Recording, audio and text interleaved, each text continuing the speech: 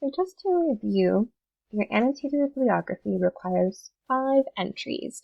That means 5 sources. For each source, you're going to include an MLA citation. So normally in your papers, your list of sources, the works cited, goes at the end. Well, an annotated bibliography works a little bit differently because a bibliography is the same thing as a works cited. What makes it an annotated bibliography is what you write after you list the source. So first, you cite the source in MLA format, and then you annotate it, which means to take notes. Sometimes when you're studying something in a textbook, you annotate, you highlight, you underline, you write notes in the margins. This is a more formal process, but it's still rather similar. And so you're reading this source and you're saying, okay, what's it about, and how could I use it in my paper? We do this a bit more formally by saying, here's my citation of my source. I'm going to summarize its contents in 2 to 4 sentences only. And then in another 2 to 4 sentences, I will describe how I plan to use the source in my final paper. How will it be valuable or relevant to the argument I want to make? What will it help me to talk about in my essay? Now, right now, you're primarily theorizing this. You haven't actually probably started to write the paper yet. I haven't expected you to. But you do need to think ahead, and that means really reading your sources closely, researching widely, creating that working thesis statement so that you know, here's what I want to talk about in my final paper. Here's the topic I'm interested in. Here's my opinion on it. And I want to argue that XYZ, right? I want to argue that telemedicine is a useful tool. I want to argue that cyberbullying is a big problem. I want to argue that video games can be educational. Whatever your topic is, you need to take a stance on it and start thinking about it a bit more deeply. If you were going to write a paper about it, how would you use the sources you're finding? What kind of information could they provide you with that would be important to talk about in your paper? Can they provide evidence to prove some of your opinions that you want to talk about? So this is really a planning document. And so it's important to ask yourself questions about these sources and about the kind of paper that you want to write. Even though we understand that it's going to change in the next few weeks, as you actually start working on the paper, you may or may not use all of these sources, or you might use them in a different way. Your topic might change slightly. That's okay. But the annotated bibliography gives us a good place to start, and it gets you thinking. And so really 2 questions that you need to know. Number 1, what is your working thesis? Right? And that is something that I asked you to create in the previous module. Now that thesis, it's called a working thesis because it's what you're working with right now. It helps you, but it's probably going to change somewhat by the time you have that final paper written. But we need something to start with. So what is your working thesis? What is the thing that you want to argue?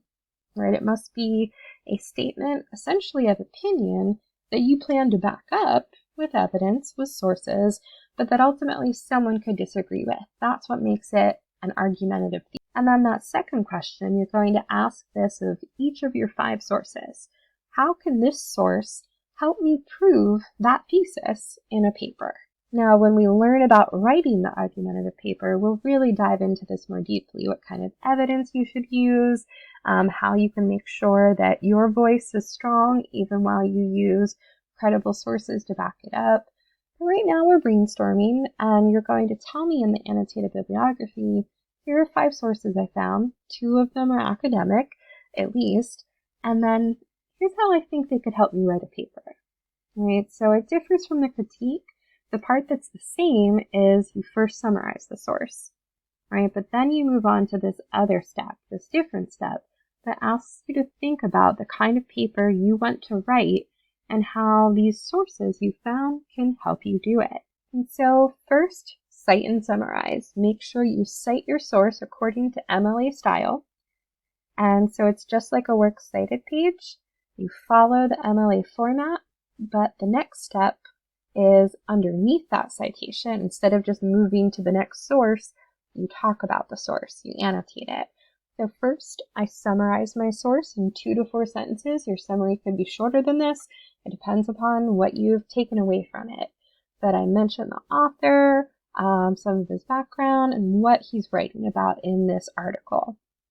And then the most important part is my description of how I could use this source in my paper. So one thing that's probably helpful is for me to look back at my working thesis, right? So that I can compare it to this source and figure out, well, how could this help me write a paper? How could this article help me? Well, let's take a look back at the working thesis that I created using the thesis generator in the previous module and see what my focus is.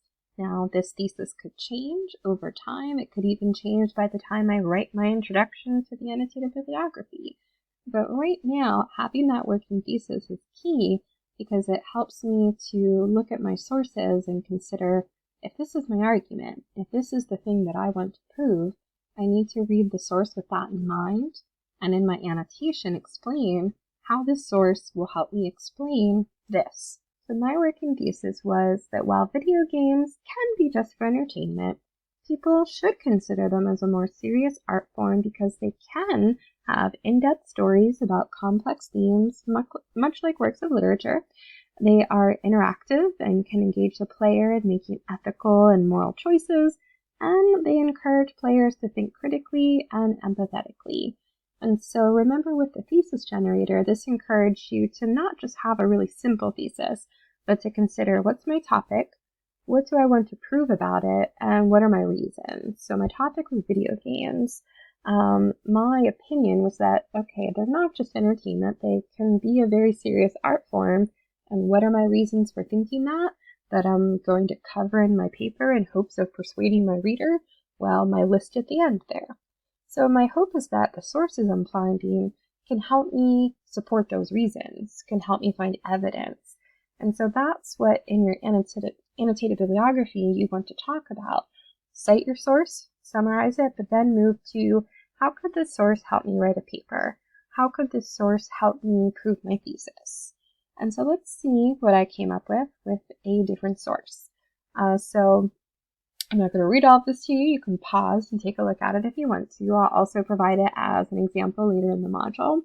But I did highlight phrases that kind of cue the reader, like, okay, here's where I'm telling you my source is going to help me, right? And that's what I want you to do, is be very specific and say, okay, this aspect of this article or this documentary or whatever it is useful to me because it helps me prove this, right? So first I say, okay, why is this article useful in general? Well, he's looking at, the kind of game design that is a part of my paper.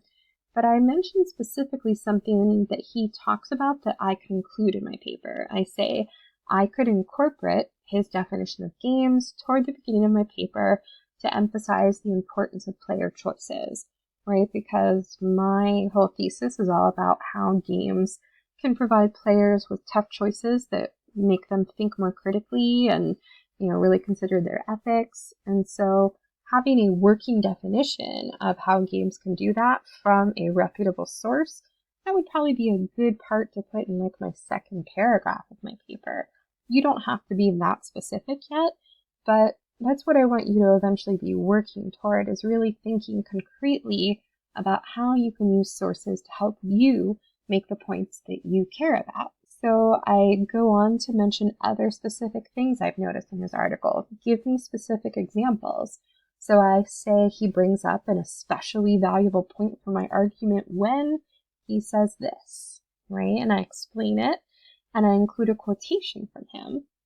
And I say, I could actually use this quote, right? I know that I like this quote, and I say I could use it in my paper to help me argue this, right? So try to find a combination of, here's a specific thing from the article that I like because X, right? And then not just I like it, not just I find it interesting, not just I agree or disagree with it, but I can use it in my paper to do this. So try to connect those pieces together. So for each source, cite it in MLA format, briefly summarize the content, and then offer a description of how you plan to use the source in your argument? How will it be valuable or relevant to what you want to talk about? What will it help you to say in your essay? So get specific, look for examples in the source that you can talk about in your annotated bibliography. So let's take a look at one more example, and this one won't be quite as specific and quite as detailed because, again, it's okay if you don't have ideas that are really clear at this point in time. As long as you're planning, as long as you're researching, as long as you're thinking about how these sources could help you write your final paper, that's what I'm looking for. Now I'm going to switch to another source that I used in my critique, a summary of the game, right, this first part here, and I've added new information to explain how I'm going to use this source in my paper. This is an example of a creative source, right, where I've said, okay, here's a work of art, a work of fiction that actually proves my point. And that makes sense because if I'm writing about video games, then you would want to talk about a specific video game and not just research that other people have done. And so I summarized the game Tales from the Borderlands and explained that this is a game that involves a lot of choices on the part of players and that your moral and ethical behavior as your character influences the plot and your relationship with other characters. And so here, I explain how this source might be useful to me in my paper. I don't get nearly as specific as I do with my scholarly source because I probably need to play the game again or something, or at least parts of it, or watch some videos of people playing it. I actually have played it.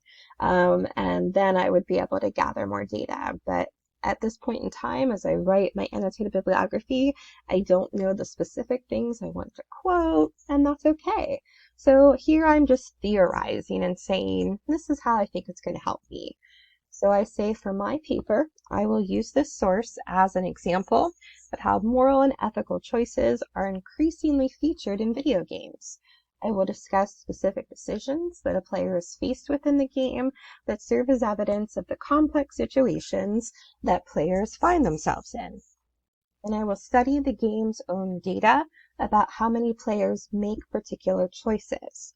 Discussing this game in my paper will help me to show that video game companies are invested in creating games that emphasize choices, particularly ones that are ethically and morally complex, and that the growth of this trend and the success of such games means that creators and players want video games to do more than just entertain them. So my plan here is that when I look at this video game closer, when it comes time to write my paper, I'm going to find some good evidence of tough choices that players make, and it'll help me to point out that if this game does well, and maybe I look up its sales figures or its popularity, I'm using this as proof that a lot more games are emphasizing this feature, and that means that companies know it's going to sell. And if it sells, that means players like it. And then that means that if a trend is developing, it must be important to people. So in that case, it gives me evidence that people, like I say at the bottom, do want more than just entertainment. Now, it's certainly okay to just want entertainment, but as we've seen, in television, there's been a boom in what they call prestige television, whereas it used to, we didn't used to take TV quite as seriously, but now there are books, there are people who major in television studies because they do tell stories that, reflect things that we're concerned about, from social justice to racism to in our media and the things that we seek to find entertainment and escape in. We sometimes also use these things to reflect on our humanity and the things that matter to us. And so my paper is looking at, well, how do video games do that? And, what does that mean? Why is that important? I might not yet know the answer to that because I've still got to write my paper. So it's okay if you're not sure of everything about your topic yet either. But here you get a chance to plan and try out ideas. And when I get to see your annotated bibliography, I can give you some feedback on those ideas you have. So the goal of an annotated bibliography is to choose 3 sources that you genuinely think you could use in your paper. your final paper. So that means you need to decide, what is my topic for my final paper? Do I want to continue with my critique? And if I do, what is it that I want to focus on? What do I want to argue and convince my reader of? And it's okay if that changes a little bit as you go, but for the annotated bibliography, you do want to give me a good idea in your introduction of what you're hoping to argue in your final paper. And then in the rest of the annotated bibliography, you give me 3 sources that you summarize, and then you explain how you plan to use them, or how you hope to use them. And your plans might be very specific, where you say, I found this particular data, and it's, or this particular quotation, or whatever it is, and I think it's really going to help me do XYZ in my paper. Or it could be more general, where you still need to think deeper about it, but for right now, you think this might help you explain this, or convince somebody of that. And that's what we're looking for here. Now, this means that you'll be conducting new research. I want you to follow the same research strategies that you were developing when you worked on the critique. So maybe as you work on your annotated bibliography, you might review some of the information from past modules that talked about how to use the databases and how to find good sources, because you're doing the same thing that you did before, so hopefully you feel a little bit more confident in it. But now we're getting more focused and saying our research has a purpose. It's going to help us write our own argument.